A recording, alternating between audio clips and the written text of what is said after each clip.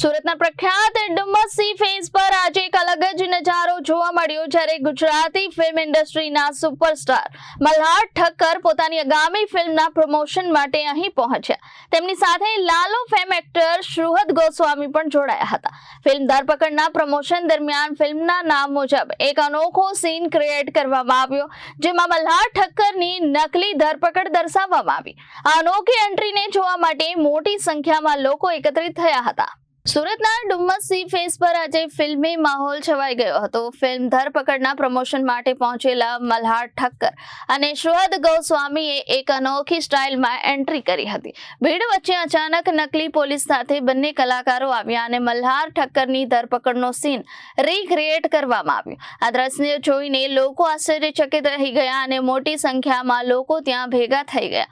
ફિલ્મના પ્રમોશન માટે કરવામાં આવેલ આ ક્રિએટિવ એક્ટિવિટીએ ચાહકોમાં ઉત્સાહ અને ધરપકડ ફિલ્મ પ્રત્યે વધુ ઉત્સુકતા ઊભી કરી છે.